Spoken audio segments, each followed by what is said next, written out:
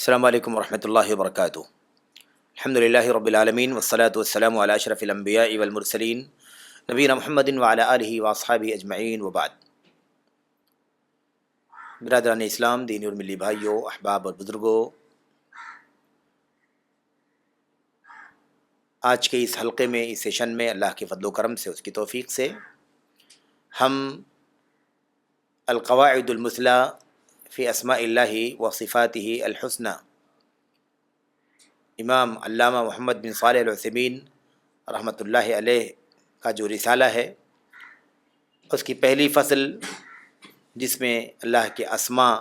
سے متعلق قواعد ذکر کیے گئے ہیں،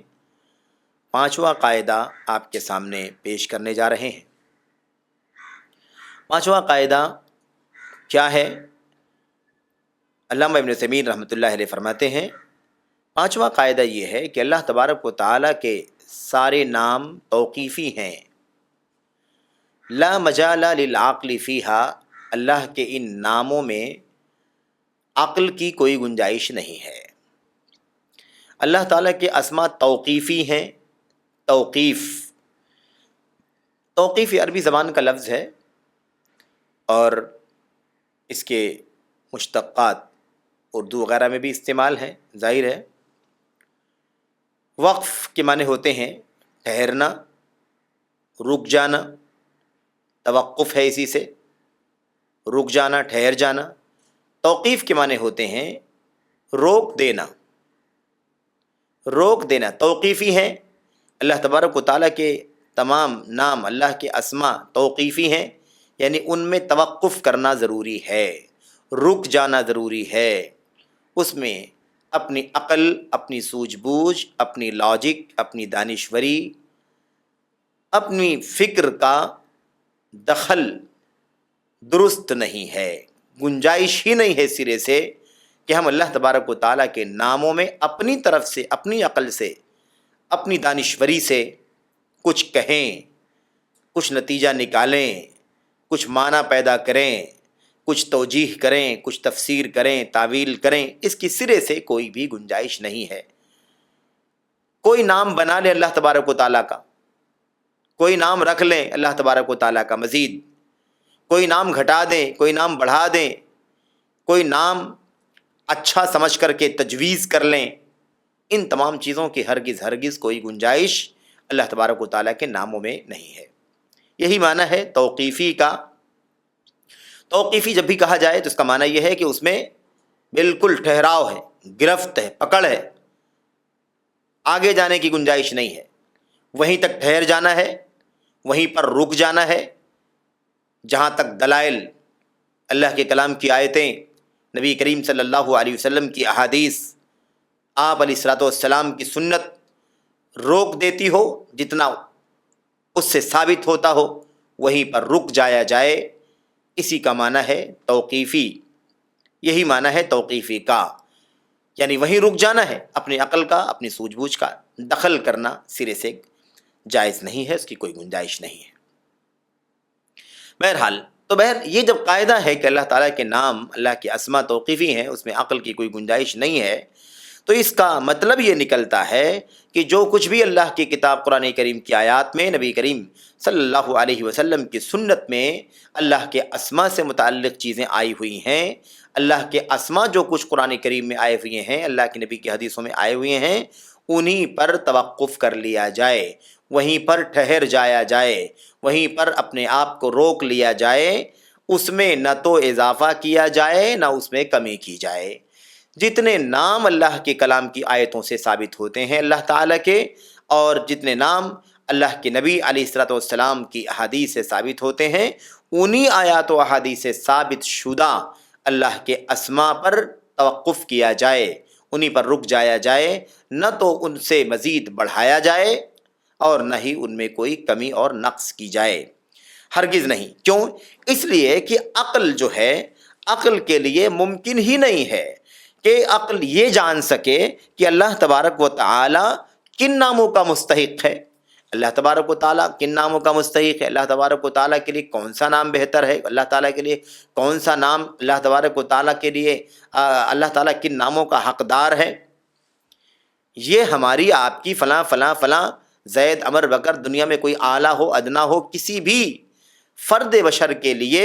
یہ چیز، کسی بھی فرد بشر کی عقل کے لیے، اس کی دانشوری کے لیے پاسبل نہیں ہے، ممکن نہیں ہے کہ وہ یہ جان سکے، اس بات کا ادراک کر سکے کہ اللہ تبارک و تعالیٰ کو کون سے نام سے پکارا جائے، اللہ تبارک و تعالیٰ کن ناموں کا مستحق ہے، اللہ تبارک و تعالیٰ کے لیے کون سے نام بجا ہیں۔ ہرگز ہرگز کسی بھی عقل کے لیے، کسی بھی سوجھ بوجھ کے لیے، کسی بھی لاجک اور دانشوری کے لیے ممکن نہیں ہے۔ اس لیے ہمیں لازمی طور پر انہی آیات اور احادیث پر رک جانا ہے، ٹھہر جانا ہے، توقف کر لینا ہے جو اللہ تبارک و تعالیٰ کے اسما بیان کرتی ہیں۔ ان کے علاوہ کوئی ایک نام بھی اللہ تبارک و تعالیٰ کے سلسلے میں بڑھا لینا، اضافہ کر لینا، یا ایک نام بھی اللہ تبارک و تعالیٰ کے لیے ثابت کتاب و سنت کی آیات اور احادیث میں ثابت شدہ، اس میں کوئی نقص کی جائے، یعنی اس میں کوئی کمی کر لی جائے، گھٹا لیا جائے، اس کی بھی سرے سے کوئی گنجائش نہیں ہے۔ واجب یہی ہے کہ نص سے آیت پر یا نص سے حدیث پر، یعنی ایگزیکٹ جو الفاظ اللہ تبارک و تعالیٰ کے کلام کے اندر اور جو الفاظ نبی کریم صلی اللہ علیہ وسلم کی حدیث کے اندر آئے ہوئے ہیں، انہی الفاظ پر توقف کیا جائے، انہی پر رک جایا جائے، یہ واجب ہے۔ اس سلسلے میں اللہ تبارک و تعالیٰ کے کلام کی آیات، اللہ کے نبی علیہ الصلوۃ والسلام کی احادیث بھی موجود ہیں۔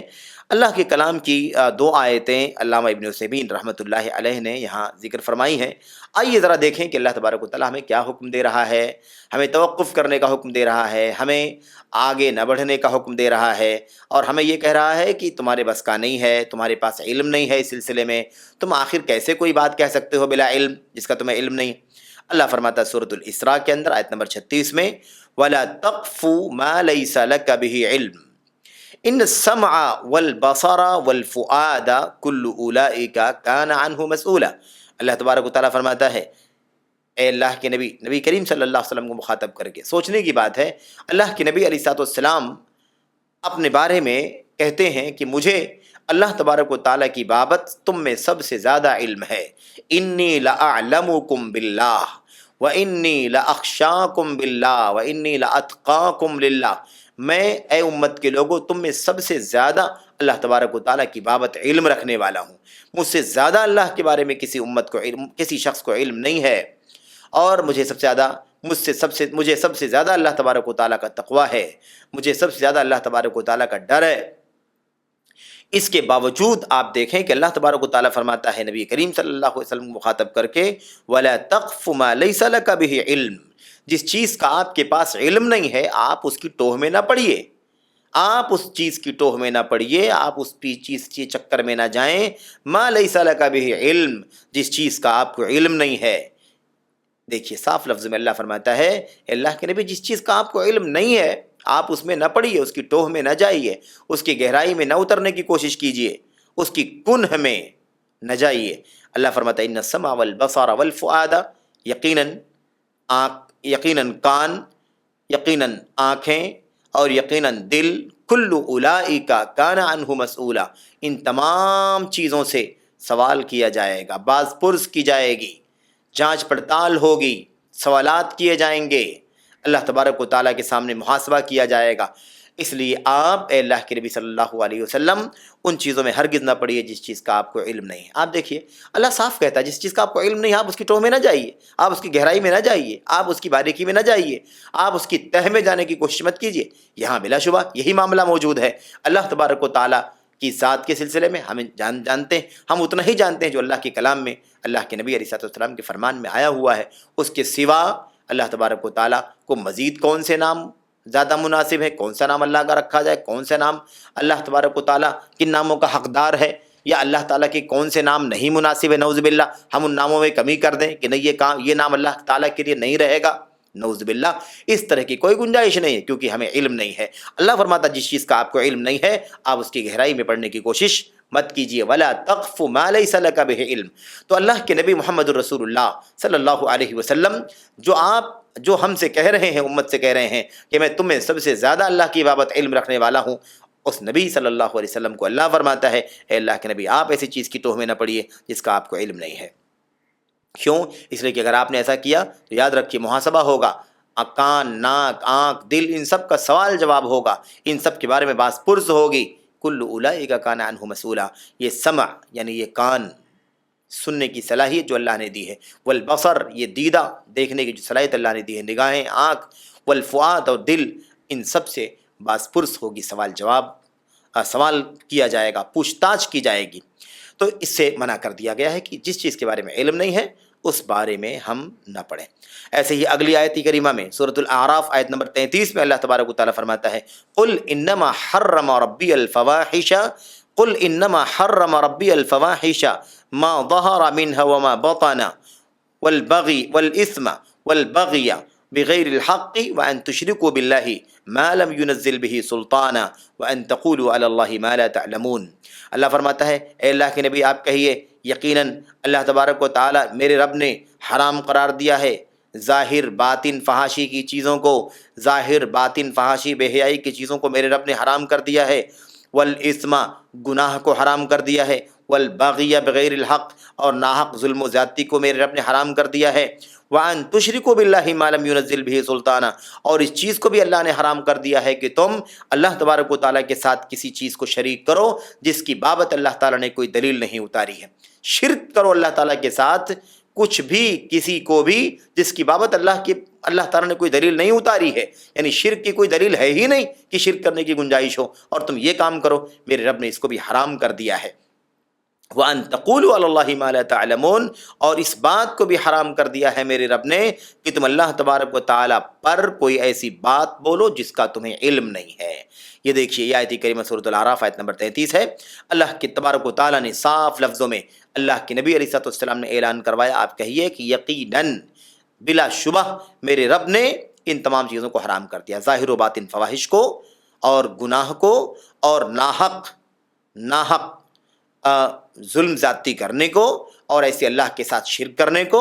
جس کی کوئی دلیل نہیں ہے، اور ایسے ہی اللہ تبارک و تعالیٰ کی بابت کوئی بات کہنا جس کا ہمیں علم نہیں دیا گیا ہے۔ آپ دیکھیے صاف لفظوں میں اللہ کی بابت تم کوئی بات کہو جس کا تمہیں علم نہ ہو۔ ہمیں اللہ تبارک و تعالیٰ کی بابت کوئی اللہ کے نام کے حوالے سے، اللہ کی صفت کے حوالے سے کہنے کا اختیار نہیں ہے، کیونکہ ہم اللہ کی بابت نہیں جانتے ہیں کہ اللہ تبارک و تعالیٰ کے لیے کون سے نام کا استحقاق ہے، کن ناموں کا اللہ تبارک و تعالیٰ مستحق نہ ہم نہیں جانتے۔ ہم اتنا ہی جانتے ہیں جو اللہ کے کلام کی آیات میں اور نبی محترم صلی اللہ علیہ وسلم کی حدیث میں سنت میں آیا ہوا ہے، اس کے سوا ہمیں کچھ بھی نہیں معلوم ہے۔ اس لیے ہمیں چاہیے کہ ہم اس سے تجاوز نہ کریں، توقف کریں۔ یہی معنی ہے کہ اللہ تبارک و تعالیٰ کے اسماء توقیفی ہیں، دلائل کتاب و سنت کے دلائل، اللہ کے کلام کی آیات، نبی کریم صلی اللہ علیہ وسلم کی صحیح حدیثیں، انہی پر ہمیں توقف کر لینا ہے، اس سے آگے نہیں بڑھنا ہے۔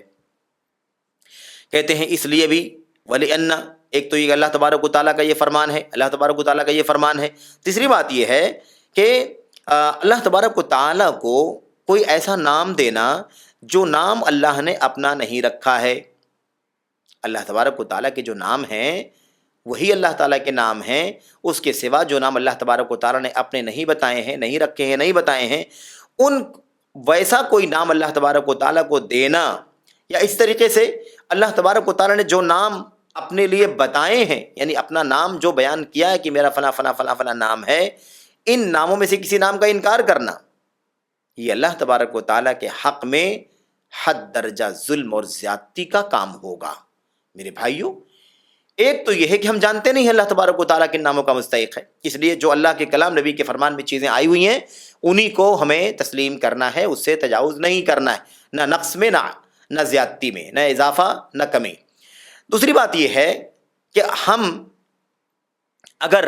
اللہ تبارک و تعالیٰ نے جو اپنا نام نہیں بتایا ہے، ایسا کوئی نام اللہ تبارک و تعالیٰ کا ہم رکھتے ہیں اور اس نام سے اللہ کو پکارتے ہیں، یا اللہ تبارک و تعالیٰ نے جو نام بتائے ہیں اپنے کلام میں یا نبی کے فرمان میں بتایا گیا ہے، ان ناموں میں سے کسی نام کا اگر ہم انکار کر دیتے ہیں، دونوں صورتوں میں اللہ تبارک و تعالیٰ کے حق میں، اللہ کی جناب میں بہت بڑی گستاخی ہے، اور اللہ تبارک و تعالیٰ کے حق میں یہ زیادتی ہے، ظلم ہے،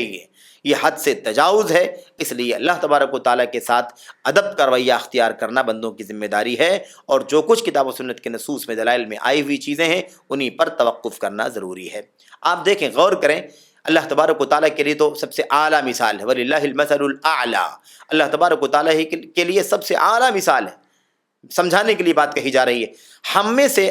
ہم آپ میں سے اگر کسی کا نام اگر کوئی ایسا لیتا ہے، کوئی کہ ہمیں اور آپ کو کوئی کسی ایسے نام سے پکارتا ہے جو نام ہمارا نہیں ہے، تو آپ بتائیے کہ ہمیں کس قدر غصہ آتا ہے، ہمیں کس قدر برا لگتا ہے، ہم کس قدر اسے بہت ہی زیادہ گھناؤنا محسوس کرتے ہیں کہ دیکھو میرا نام یہ ہے اور میرا نام جو صحیح نام ہے اس کو لینے کے بجائے یہ دیکھو نام کو بگاڑ کر کے لے رہا ہے یا دوسرے کسی نام سے پکار رہا ہے جو میرا نام ہی نہیں۔ آپ سوچیے کہ اللہ تبارک و تعالیٰ کس قدر غیور ہے۔ ہم نہیں چاہتے کہ یہ بے ادبی ہمارے ساتھ کی جائے، تو اللہ عز و جل کے ساتھ یہ بے ادبی کیسے ہو سکتی؟ آج دیکھیے کہ اللہ تبارک و تعالیٰ کے مختلف ایسے نام لوگوں نے بنا لیے ہیں جس کی کوئی گنجائش نہیں ہے اللہ تبارک و تعالیٰ کے ناموں کے سلسلے میں۔ آپ دیکھیے بہت سارے لوگ اللہ تبارک و تعالیٰ کو نعوذ باللہ گاڈ کے نام سے جانتے ہیں، بہت سارے لوگ اللہ تبارک و تعالیٰ کو ایشور کہتے ہیں، بہت سارے لوگ اللہ تبارک و تعالیٰ کو خدا کے لفظ سے یاد کرتے ہیں، اور ایسے ہی اللہ تبارک و تعالیٰ کو مختلف ناموں سے یاد کیا جاتا ہے۔ بہت سارے لوگ اللہ تبارک و تعالیٰ کو، جیسا کہ مشرکین مکہ کے بارے میں اور آپ جانتے ہیں کہ انہوں نے اس سلسلے میں اللہ تبارک و تعالیٰ کے مختلف نام بنا لیے تھے۔ تو اللہ تبارک و تعالیٰ کے لیے کوئی بھی ایسا نام اضافی طور پر تجویز کرنا جو اللہ کی کتاب نبی کی سنت میں نہیں ہے، یہ توقیف کے خلاف ہے، یہ توقیف کے خلاف ہے، اور آگے بات انشاءاللہ تبارک و تعالیٰ آئے گی کہ یہ تحریف کی شکلوں میں سے ہے، اللہ تبارک و تعالیٰ کے ناموں کے ساتھ تحریف کی شکلوں میں سے ہے۔ اسی کو الحاد فی اسماء اللہ کہتے ہیں، جیسا کہ اللہ تبارک و تعالیٰ نے فرمایا ہے اپنے کلام کے اندر کہ وَلِلَّهِ الْأَسْمَاءُ الْحُسْنَى فَادْعُوهُ بِهَا، اللہ تبارک و تعالیٰ کے نہایت ہی اچھے نام ہیں، اللہ تعالیٰ کو انہی ناموں کے ذریعے سے پکارو، انہی ناموں سے اللہ کی عبادت کرو۔ وَذَرُوا الَّذِينَ يُلْحِدُونَ فِي أَسْمَائِهِ وَذَرُوا الَّذِينَ يُلْحِدُونَ فِي أَسْمَائِهِ سَيُجْزَوْنَ مَا كَانُوا يَعْمَلُونَ، اور جو لوگ اللہ تبارک و تعالیٰ کے ناموں میں الحاد کرتے ہیں انہیں چھوڑ دو اپنے حال پر، ان قریب انہیں اپنی کرتوت کا بدلہ ملے گا، ان قریب انہیں کیے کا خمیازہ بھگتنا ہوگا، انہیں چھوڑ دو۔ تو بہرحال یہ الحاد کی شکلیں ہیں کہ اللہ تعالیٰ کے لیے نئے نام بنا لینا، اللہ تعالیٰ کے جو ثابت نام اس کو چھوڑ دینا۔ اس لیے میرے بھائیوں ہمیں چاہیے کہ ہم بھی اپنے سوسائٹی میں اللہ تبارک و تعالیٰ کو اس کے ناموں سے یاد کریں۔ اللہ، یہ اللہ تعالیٰ کا ذاتی نام ہے، اللہ یہ اللہ کا ذاتی نام ہے، اس کی صفاتی ناموں میں سے رحمان، رحیم، غفور، غفار، کریم، البارئ، المصور، المقسط وغیرہ یہ اللہ تبارک و تعالیٰ کے نام ہیں۔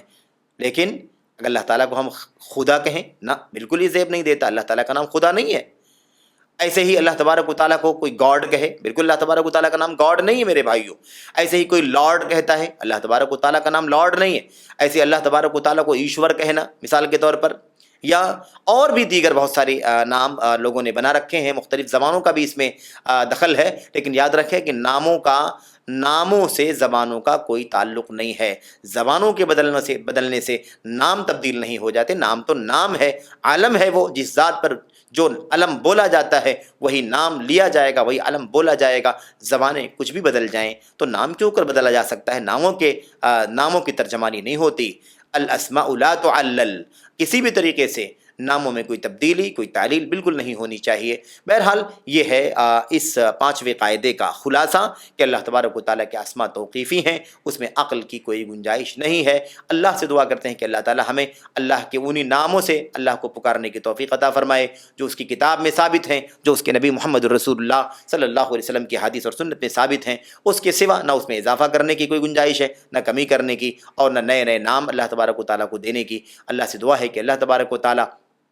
ہمیں اور آپ کو اللہ اپنے اسماء سے متعلق ان عظیم الشان قواعد کو سمجھنے کی توفیق عطا فرمائے، اور اللہ تبارک و تعالیٰ ہمیں اسی کی روشنی میں عمل کرنے، زندگی گزارنے کی توفیق عطا فرمائے۔ آمین رب العالمین۔ وصلی اللہ وسلم وبارک علی نبینا محمد وعلی آلہ واصحابہ اجمعین۔ والسلام علیکم ورحمۃ اللہ وبرکاتہ۔